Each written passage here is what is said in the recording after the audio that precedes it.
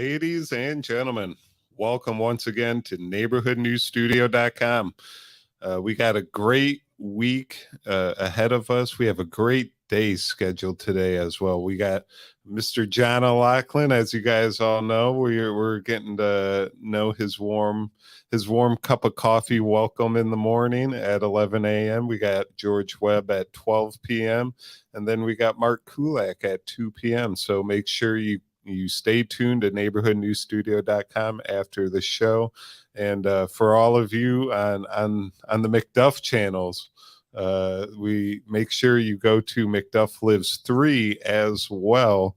I will be putting up that up on the screen here shortly, so you guys all know where to find McDuff when his YouTube channels get taken down. But John, thank you once again for kicking off the week, and have a great show. Well, thank you, Andy Dybala, with a very generous introduction there. And I'm happy to be back here with Neighborhood News Studio and all the great guys there. I said hi to Aaron this morning, and it's good to be hooked up with colleagues and people have their hearts in the right places. And I know that's true of everyone at Neighborhood News Studio. I am wanted to make sure that everyone knows that my permanent channel is McDuff Lives 3. And just so that, to let everybody know that, I'm also broadcasting this morning on McDuff Lives and McDuff Lives 2, not because I want to stay there, but just because there's 8,000 or more people that watch me over there. And because of strikes, I had to just shut them down for a couple of months. So now I just wanted to let you know that please subscribe to McDuff Lives 3 to stay in tune and in touch with all the stuff we're doing here at McDuff Lives and ScreamingOspreys.com. So, and once again, Jumping Mouse, who's here in the chat room, yay, Mouse, is maintaining our website, ScreamingOspreys.com, where you can always find a calendar of everything that's going on. And she also makes our weekly memes, which I always appreciate. She has a great sense of how to construct a nice graphic. And all right, and so there was what you can see over at the website. There's my book with my dad there standing on his beloved ship, the USS Nashville, happy, smiling, doing what he wanted to do in life. So thank you so much. Thank you for considering becoming a Patreon. If that's a possibility for you, I do appreciate the support, and it's the easiest way for me to manage it. Also have kind of just for fun, we've got the Screaming Osprey coffee mugs now at the it's one of those cafe press things. So I suppose we make a little money off of them, but they're really just for enjoyment. So cheers, everybody.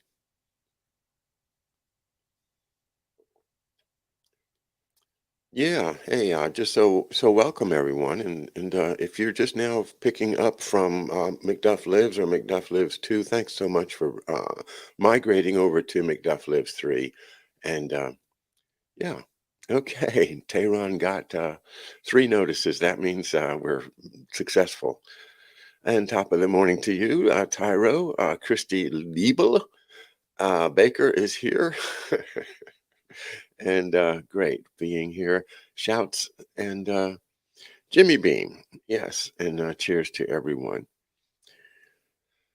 Well, as usual, I'm always receiving books in the mail and studying them and then, coming up with what I consider to be worthwhile connections. And this morning, I want to talk about something that I probably haven't really appreciated enough myself. And it's a dark topic. It's called the slave power. Okay. And I want to look at it through the eyes of Thomas Jefferson, who is always somebody we can look to what were the intellectuals thinking during the colonial and revolutionary times, and then of course afterwards up until he survived until 1825. But let me just give you my general idea of what's going on here. When the country got founded, United States, the Revolution, there was really two different countries, and almost the agricultural South and um, the merchant and small farming, but capitalist North that's coming together quickly around New York City and Boston, and but also this is money that comes from overseas trade, and overseas trade in that era was sugar, timber, opium, but also what else? Human beings, human cargo. So it was a mixed group of states that were very different from one another, the North and the South in a broad sense, and then individual states with different variations inside of them. But to keep it at a very big, let's just step back and look at it from afar. Um, yeah. So yeah, that's not, yeah. Okay. So this map does show the British system of what's called the triangular trade. Mm. Well, the distinction I'm making between the North and the South doesn't mean that one's good and one's bad. We're just trying to establish the basic differences. And the wealth that is accumulated in the North is basically from trade or manufacture. But the trade includes transportation of slaves, as well as transportation of raw materials and uh, quote spices, unquote, which is, just to say that the North wasn't innocent of slavery. And of course, you can see, that there were slaves in the North, there were slaves in New York, there were slaves in Connecticut, and there were, uh, until the time of the Revolution, generally legal. In studying the difference, what I'm trying to decide, remember we talked about the New England WASP Society, the old money that's based on the shipping and the trade, and we could call it the Sullivan and Cromwell group, with Allen Dulles and the Rockefellers and the Carnegies and the wealth of the New England states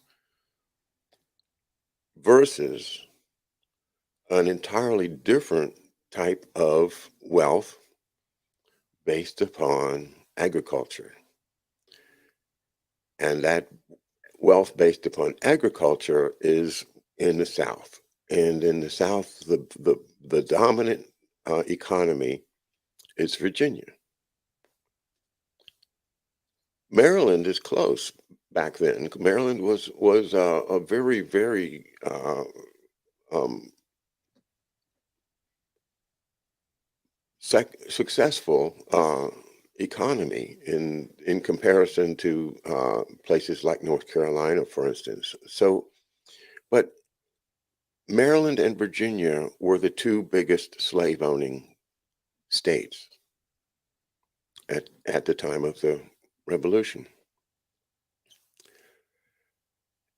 And it's basically from Virginia that the Confederacy gets populated, and the political attitudes of the people in power in those southern states came from the political attitudes of those in power in Virginia that made money from agriculture and slaves. So that in the early 1800s, most the the biggest export of the state of Virginia. Right now it's tobacco, by the way, in case you didn't know that. But what was it in 1820 or so? It was slaves, and that created wealth.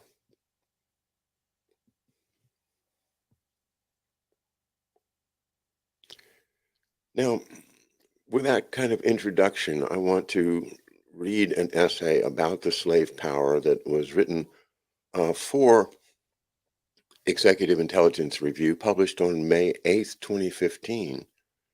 And I think, Andy, I'll just share it from here so that people can see the pictures that are contained in it and read along if they like to.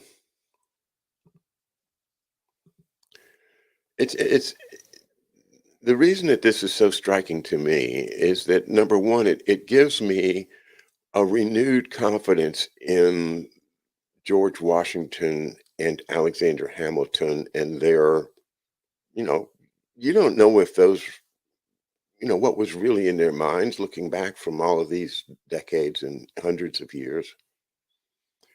But scholars have studied this, and I think this is a really worthwhile article to put everything in perspective. And also, as I said, I'm trying to tie things together, both historically, geographically, culturally, in a way that we can understand today better.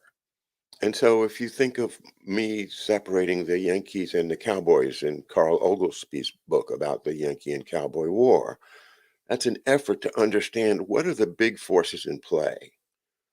What's in play here? And certainly the slave power was the most important player in the South at the time of the revolution and thereafter. And it was fighting against the commercial interests centered in Manhattan. So let's just go ahead and read some from this article. Let me check back and make sure that it's showing up. Yes. Okay.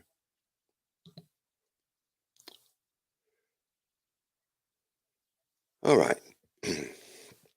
There are myths and counter-myths surrounding the early history of the United States of America. It is often difficult for the mere observer to discern what was actually going on and what the nature of the battle was. This document will demonstrate that from the very beginning, this nation was defined by a titanic war between two opposing forces, opponents who differed not merely on practical political issues, but on the very nature of the human species itself. On the one side was the New York leadership who created the United States Constitution and defined the mission of the United States during the presidency of George Washington. Against them were arrayed the Virginia Combine of the Southern slave power, an anti-human aristocracy who were determined that it would be the slaveocracy of the South who would control the future destiny of the nation. This is the story of that battle. The very definition of humanity, I think that's such a great point to make, because if it's okay to enslave humans, then there must be some gradations between humans that are competent to be masters and humans that are only competent to be slaves. And anyway, the point is we are now at the very root of a decision as to what type of humanity does America respect. And I think right now we're still struggling with that.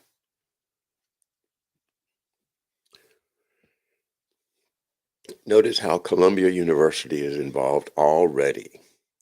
In the years immediately prior to the American Revolutionary War, 4 young graduates of King's College, today's Columbia University, in New York City began a friendship, a personal bond from which sprang forth the leadership of a new nation. This bond was strengthened and deepened during the years of the American War for Independence, a war which also witnessed the beginning of their intimate relationships with George Washington, and later, in 1787, it would be these 4, Alexander Hamilton, John Jay, Gouverneur Morris, and Robert Livingston, who performed the vital role in the creation of the finished form of the United States Constitution, as well as in that document's successful ratification 1 year later. Beginning in 1789, 3 of these individuals, Hamilton, Jay, and Morris, would form the nucleus of the leadership in the new presidential administration of George Washington, a presidency whose nature can only be grasped by recognizing that it was a, quote, New York administration, unquote.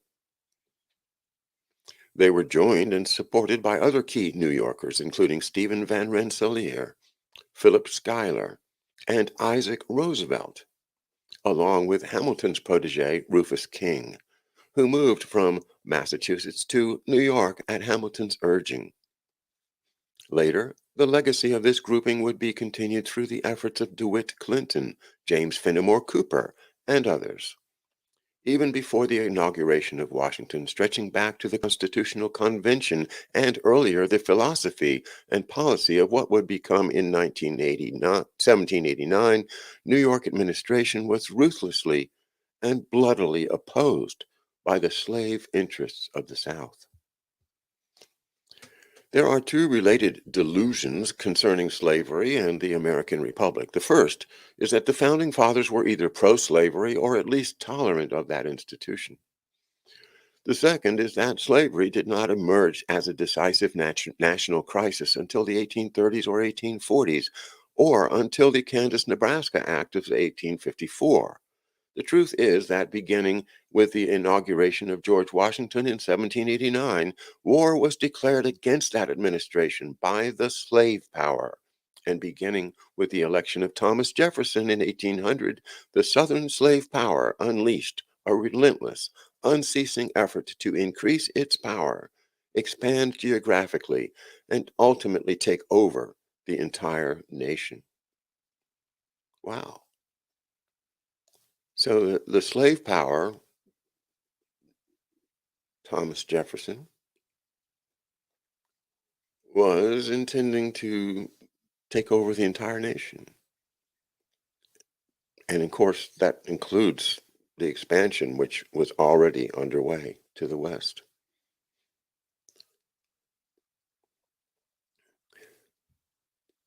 Let's go over to Monticello for a moment and check out what Monticello says about Jefferson's attitudes towards slavery.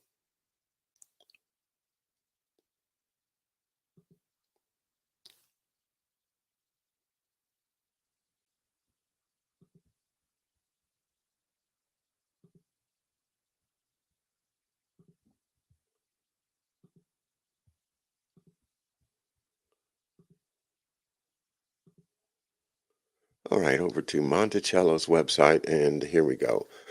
Thomas Jefferson wrote that all men are created equal, and yet enslaved more than 600 people over the course of his life.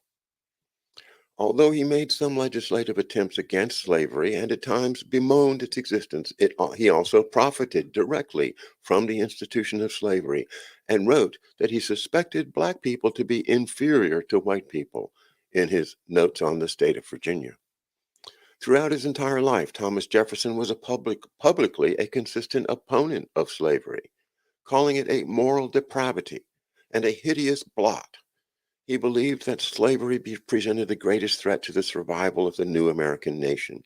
Jefferson also thought that slavery was contrary to the laws of nature, which decreed that everyone had a right to personal liberty. These views were radical in a world where unfree labor was the norm. At the time of the American Revolution, Jefferson was actively involved in legislation that he hoped would result in slavery's abolition. In 1778, he drafted a law that prohibited the importation of enslaved Africans. In 1784, he proposed an ordinance that would ban slavery in the Northwest Territories. But Jefferson always maintained that the decision to emancipate slaves would have to be part of a democratic process. Abolition would be stymied until slave owners consented to free their human property together in a large scale act of emancipation. To Jefferson, it was anti democratic and contrary to the principles of the American Revolution for the federal government to enact abolition or for only a few planters to free their slaves.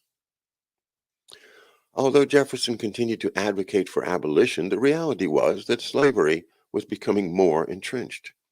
The slave population in Virginia skyrocketed from 292,000 to 469,000 in 1830.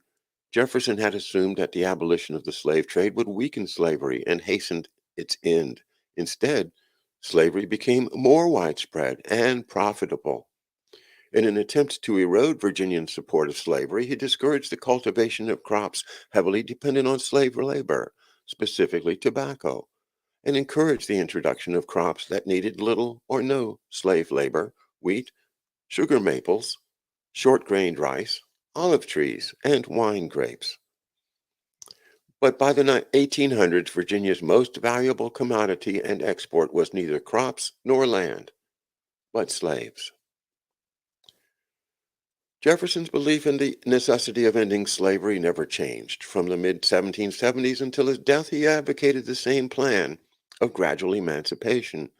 First, the transatlantic slave trade would be abolished. Second, slave owners would improve slavery's most violent features by bettering, Jefferson used the term ameliorating, living conditions and moderating physical punishment. Third, all born into slavery after a certain date would be declared free, followed by total abolition. Like others of his day, he supported the removal of newly freed slaves from the United States. Well, the unintended effect of Jefferson's plan was that his goal of improving slavery as a step toward ending it was used as an argument for its perpetuation. Pro-slavery advocates after Jefferson's death argued that if slavery could be improved, abolition was unnecessary. Jefferson's belief in the necessity of abolition was intertwined with his racial beliefs. He thought that white Americans and enslaved blacks constituted, quote, two separate nations who could not live together peacefully in the same country. Jefferson's belief that blacks were racially inferior and as incapable as children, quote unquote, coupled with slaves' presumed resentment of their former owners, made their removal from the United States an integral part of Jefferson's emancipation scheme. Influenced by the Haitian Revolution and an aborted rebellion in Virginia in 1800, Jefferson believed that American slaves' deportation, whether to Africa or the West Indies, was an essential follow-up to emancipation. Jefferson wrote that maintaining slavery was like holding a wolf by the ear, and we can neither hold him nor safely let him go. He thought that his cherished federal union, the world's first democratic experiment, would be destroyed by slavery. To emancipate slaves on American soil, Jefferson thought, would result in a large-scale race war that would be as brutal and deadly as the slave revolt in Haiti in 1791. But he also believed that to keep slaves in bondage with part of America in favor of abolition and part of America in favor of perpetuating slavery could only result in a civil war that would destroy the Union. Jefferson's later prediction was correct. In 1861, the contest over slavery sparked a bloody civil war and the creation of two nations, Union and Confederacy, in place of one.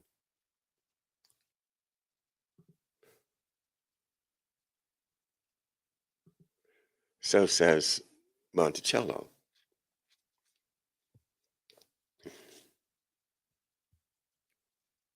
So there's Jefferson from Monticello's side. Just to be fair, More was at stake than simply the institution of slavery. The first Washington administration, well, let me go ahead and share this too so you can have the pictures.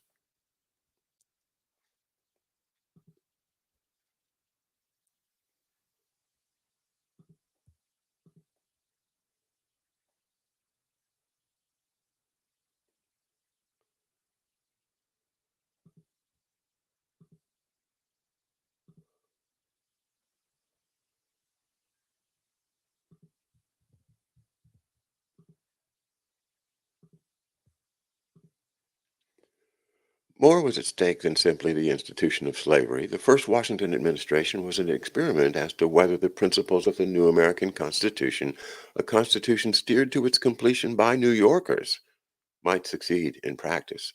It was the administration of Alexander Hamilton's creation of a national bank and Hamilton's formation of the Society for Establishing Useful Manufactures. The Washington presidency was the battleground for the creation of a type of republic never before existent in human history. From the beginning, the mortal enemy of this design was the slave power of the South.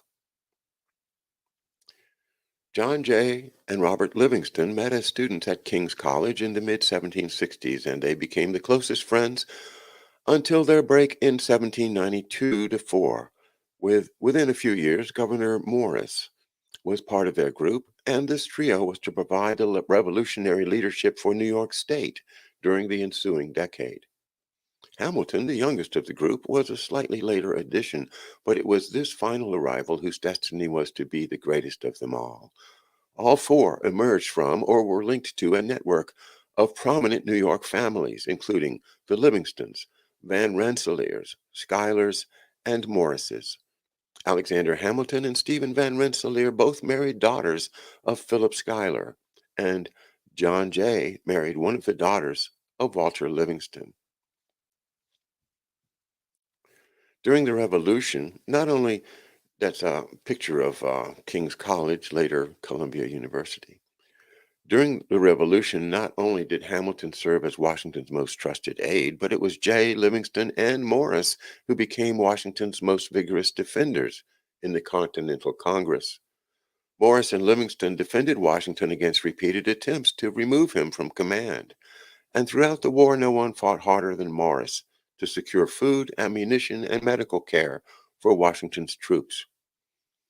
It is vital to recognize that to a very real extent, the leadership of the later Washington presidency was forged, so to speak, over the campfires of war by individuals who served directly with Washington during that conflict, including Hamilton, Gouverneur Morris, Henry Knox, John Marshall, and Henry Lighthorse Harry Lee.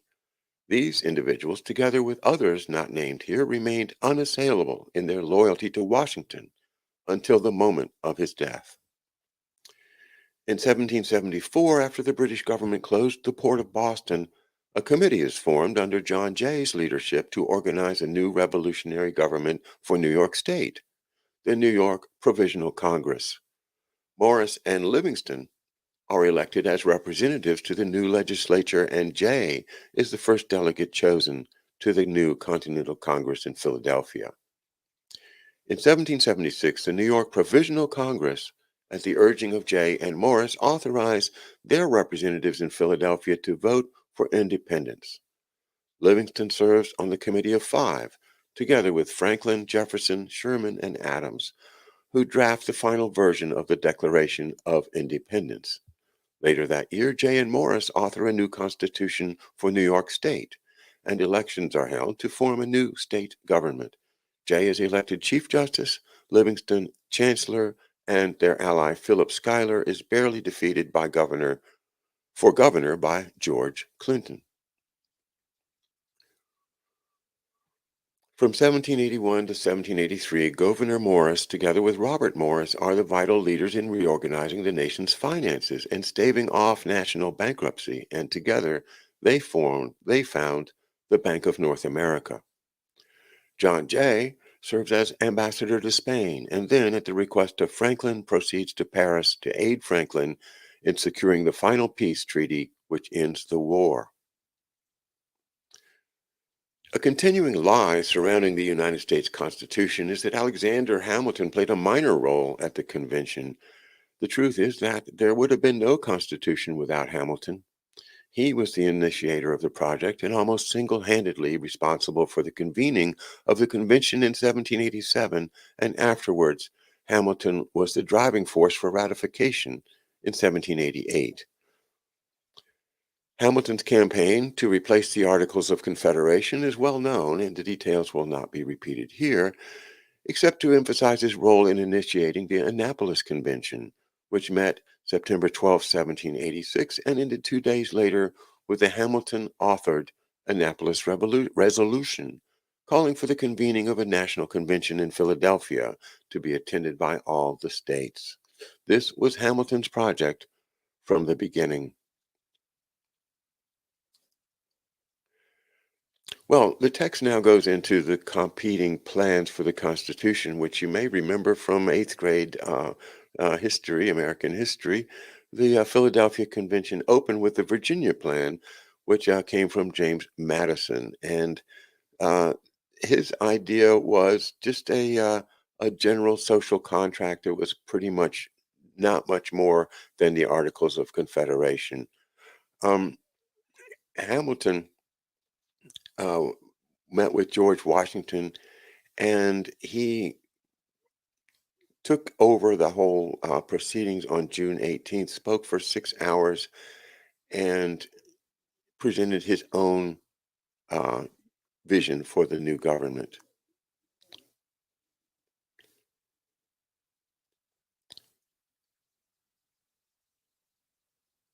And without trying to read it all, let's just go down. Here is what Hamilton and Morris accomplished. First, the establishment of a strong, independently elected executive through the office of the presidency.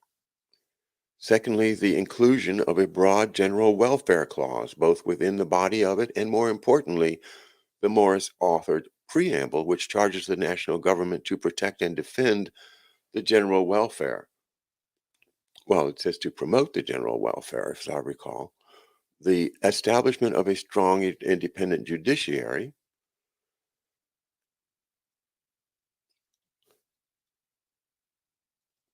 Attacked states' rights and localism, and Morris led a critically important fight over slavery at the convention.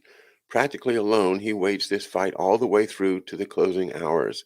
The Three-Fifths Clause, which vastly inflated the national political power of the slave states, was adopted against Morris's intense opposition.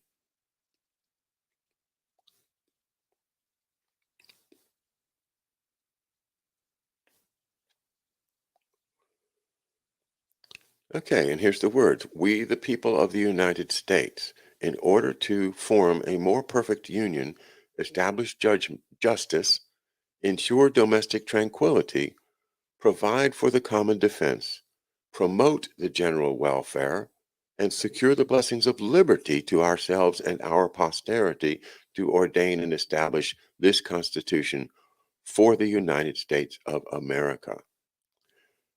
You are reading not only the words of Gouverneur Morris, but the principle which he, and together with Hamilton, embedded in the founding document.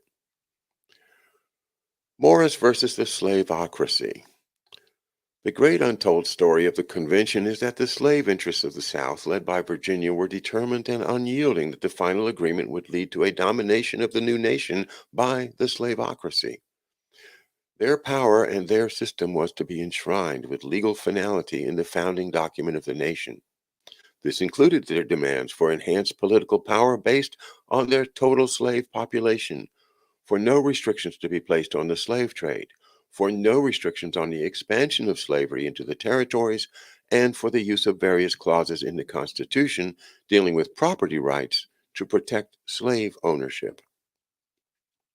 James Madison's original Virginia plan called for one-to-one representation of the slaves for determining an individual state's number of representatives. In 1790, Virginia had 435,000 free and 300,000 slaves, while Pennsylvania had 434,000 free and no slaves. Under the Madison Plan, Virginia representation would be based on 735,000 people. They almost got away with it, but there was enough opposition. James Wilson of Philadelphia proposed the Three-Fifths Compromise. On July 11th, Governor Morris rose to speak at the convention to reopen the already decided issue of the Three-Fifths Clause.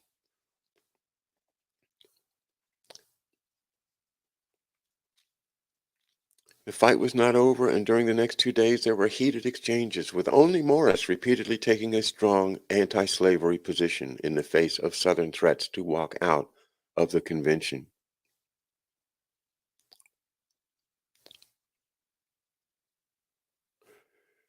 And here is a quote from Morris I would like to read. Upon what principle is it that slaves should be computed in the representation? Are they men? Then make them citizens and let them vote. Are they property? Why then is no other property included? The houses in Philadelphia are worth more than all the wretched slaves that cover the rice swamps of South Carolina. The admission of slaves into the representation, when fairly explained, comes to this, that the inhabitant of Georgia and South Carolina, who goes to the coast of Africa and, in defiance of the most sacred laws of humanity, tears away his fellow creatures from their dearest connections and damns them to the most cruel bondages, shall have more votes in a government instituted for the protection of the rights of mankind than the citizens of Pennsylvania or New Jersey, who views with laudable horror so nefarious a practice.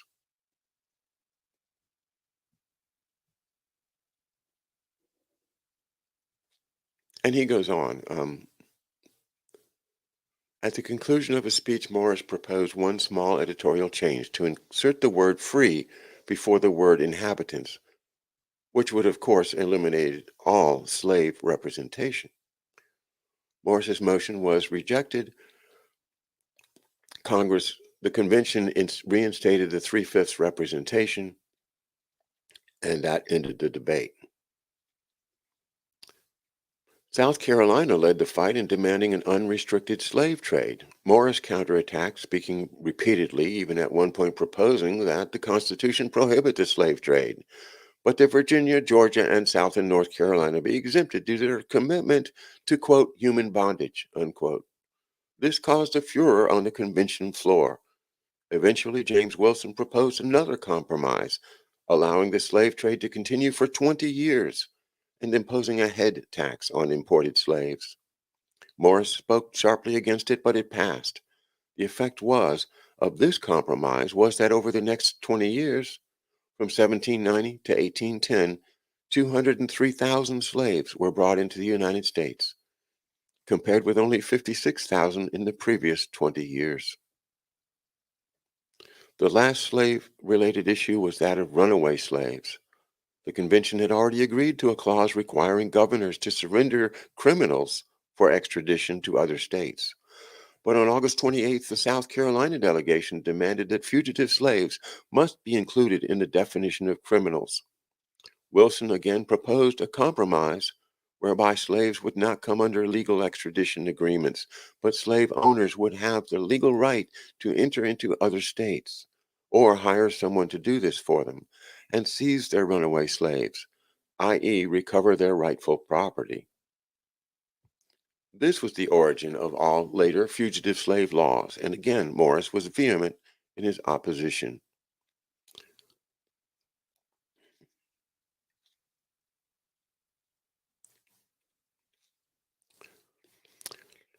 Here's a picture of Washington and his cabinet. Let's see, it's John Jay, Hamilton standing up there, Jefferson, and who is that other guy on the right? I'm not sure.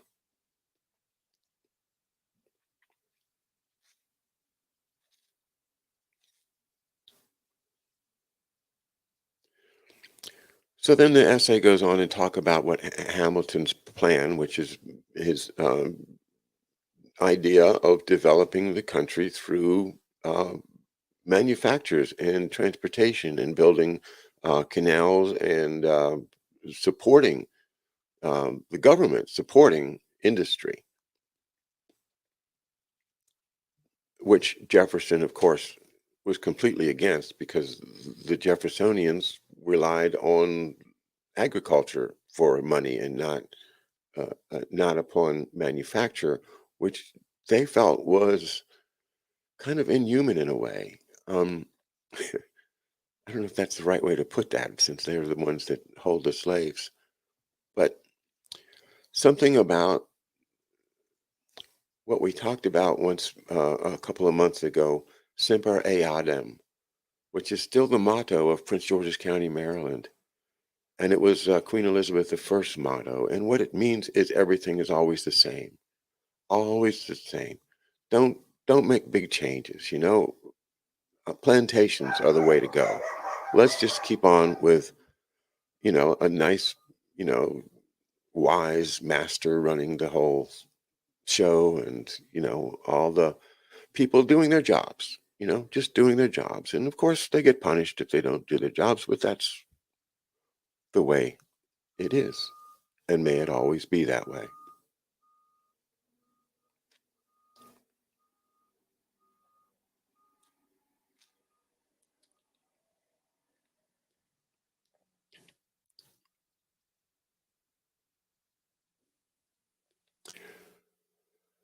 The Jay Treaty was the next big political issue, which was faced by um, Jefferson and Hamilton. And the idea was to do business with Great Britain, which Jefferson, being, Francophile, was against.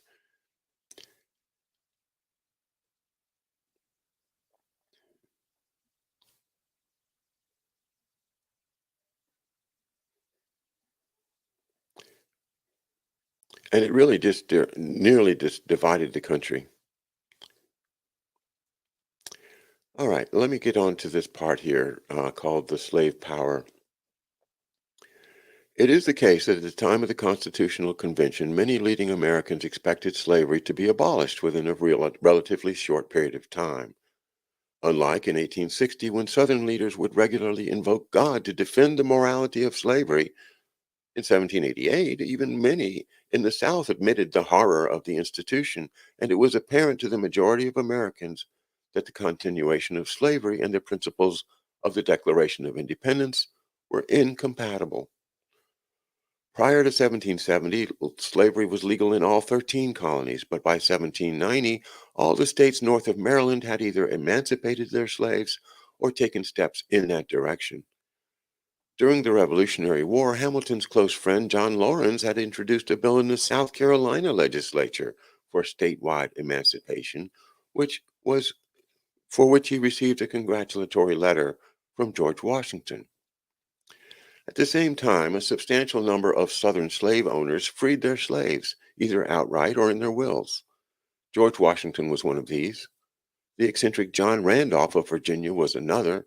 John Dickinson, once Delaware's largest slaveholder, sided openly with Gouverneur Morris against slavery at the Philadelphia Convention and freed all of his slaves. The most compelling case is that of Edward Coles, one of the largest slave owners in Virginia, and an individual of equal social rank to Jefferson. Coles gathered up all his slaves, transported them to the Northwest Territory, loaded them all out on rafts and barges in the middle of the Ohio River, climbed up on a crate, and announced to all of them that he was setting them free. He established a fund to aid them in getting started. Upon his return to Virginia, he wrote to Jefferson, urging him to do the same thing. Jefferson replied that it was not the right time. Additionally, in the North, it was believed or hoped by many anti-slavery advocates that the success of Hamilton's economic policies and the increasing commercial and industrial prosperity of the nation would lead to the general recognition of the counterproductive nature of slave labor as an economic system and compel the South to abandon it. What halted this momentum, this directionality, was not the invention of the cotton gin, as some historians claim. It was the election of Jefferson to the presidency in 1800 and the ironclad grip over the national government by the Virginia slave power for the next 24 years that changed the future of the nation. By 1824, the slaveocracy had placed itself in a position of dominant national power, and except for the 4 years of the John Quincy Adams presidency, it would retain that power until 1861. Between 1800 and 1860, the number of slaves in the United States grew from 800,000 to 4 million. More important than the simple numbers was the unyielding Southern determination to spread slavery geographically. During his presidency, Thomas Jefferson became a vocal advocate for the Southern doctrine of diffusion. Jefferson wrote that spreading slavery into new areas would benefit the economies of these newly settled regions, while at the same time decreasing the concentration of slaves in the South, making them more valuable as property, and resulting in better treatment for the Southern slaves, thus lessening, that is, diffusing, the likelihood of slave revolts. Now, 1787 Northwest Ordinance had banned slavery in all of the Western Territory north of the Ohio River. The South's interpretation of that ordinance was first that they were going to ignore it, continue to bring slaves into the Northwest, and eventually overturn it. And second, since there was no mention of the area south of the Ohio River, that area was de facto open for slavery. Two new states, Kentucky and Tennessee, were carved out of the territory previously claimed by Virginia and North Carolina. Almost all the settlers were natives from those two states, and many had brought their slaves with them. Kentucky and Tennessee were admitted 1792 and 96. In the Northwest Territory, many of the initial settlers were from Virginia and later Kentucky, and despite Article 6 of the Northwest Ordinance, by the time of Ohio's admission to the Union as a free state in 1800, slavery was entrenched in much of the rest of the territory. As early as 1788, the territorial agent for the area that later became the states of Illinois and Indiana asked Congress to modify the Northwest Ordinance to allow slavery, and his report was endorsed by James Madison. In 1802, a convention of settlers meeting at Vincennes, presided over by future President William Henry Harrison, asked Congress to repeal Article 6, and in 1806, the territory adopted a new law titled, quote, An Act Concerning Slaves and Servants, unquote. This was nothing less than a full slave code. During this entire period leading up to the admission of Illinois as a free state in 1818, not one action was taken in the territory to free the slaves in the region. After 1803, under Virginia native and territorial Governor Harrison, slavery began to actually expand in the territory, and this continued after statehood. When Illinois applied for admission in 1818, DeWitt Clinton protege James Talmadge of New York fiercely opposed statehood based on the fact that slavery was still rampant in the territory. Not until 1848, when Illinois adopted a new state constitution, was slavery officially abolished in Illinois. The Louisiana Purchase was the golden opportunity to put Jefferson's diffusion scheme into practice. Many Federalist leaders opposed the purchase, but Hamilton and Morris were not among them. Morris wrote a letter of congratulation to Robert Livingston, and both he and Hamilton spoke out praising what this would mean for the future of the nation. But the New Yorkers were also aware of the potential grave danger.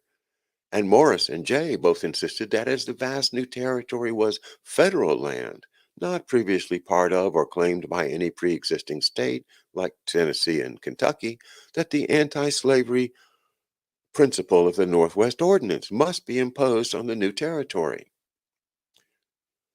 With Jefferson and Madison running the country, settlers from Virginia, Georgia, the Carolinas, and Kentucky poured across the Mississippi River, and with them came their slaves. New Orleans was quickly transformed into the slave hub of the South, and the state of Louisiana was admitted as a slave state in 1812 under Madison.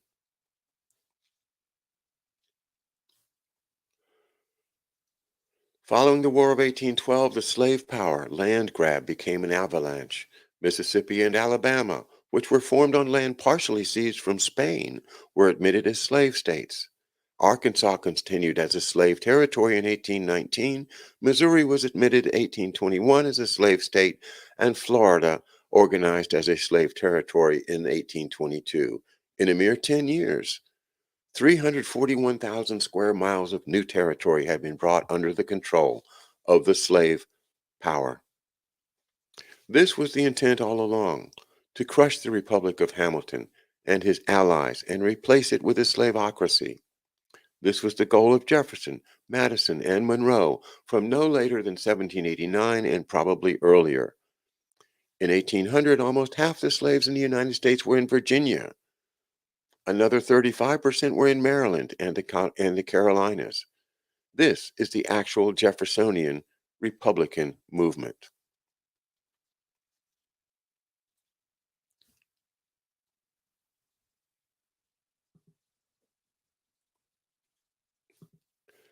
All right. Well, let me stop and Mobster, you're making a point I think that I was going to get to, but I didn't have enough time. The Jacobites were deported to southern states, and it's very important that we start distinguishing the Jacobites from the New Englanders in terms of their way that they looked and thought at things, and also to consider that George Washington may have been one. And I don't know if that attitude of his, if he was in fact, in favor of the House of Stuart or not. Did he reject uh, George III as a monarch at all? Did he say, well, no, George III is not a king.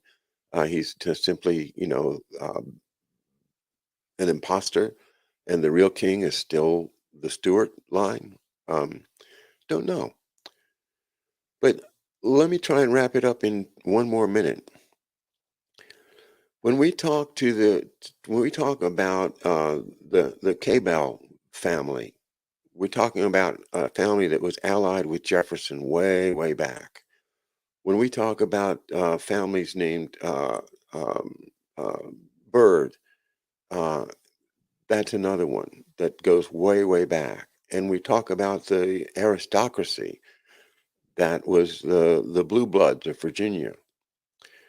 And it's important that we recognize the fact that these guys were emanating the aristocracies of Europe and France. And why is it that Jefferson is connected with France? It's because of his connection to the royalty in France through Pierre Dupont and Louis XVI, whose treasury was spent to defeat Great Britain, supporting the American Revolution. These are the royalist side. These are the monarchists. And when you put together, and I think that where I really wanted to flesh this out, and I haven't had time, is to look, and then we'll do this another time, with how the DuPont family fits in with George Washington, and also with Jefferson, and also the DuPont family fits in with the businessman's coup in 1933, and the idea of the synarchy, which we've discussed so many times, being a third power that we don't often see between the West and the Nazis. Mussolini basically is associated with this group. It is the old monarchists in France, and that ties it all right back to Thomas Jefferson's connection to France and their support of serfdom, slavery, and the exploitation of labor in an agricultural world, as opposed to the manufacturing values of the North. And we'll have to leave it there. Thanks, everyone. Stay tuned for George Webb here on Neighborhood News Studio. All right, ladies and gentlemen, thank you once again to John O'Loughlin, aka McDuff. You can, for all the people out there on McDuff Lives 1 And 2, make sure you go to McDuff Lives 3. He has strikes on the other channel, and you want to make sure you're up to date on all your McDuff content. And once again, you can find him at screamingospreys.com. Make sure you scroll down and buy his dad's book, McDuff Lives. But we are continuing the show here on neighborhoodnewsstudio.com. We have Mr. George Webb coming up next at 12 p.m. and we have Mark Kulak coming at 2 p.m. and that can all be found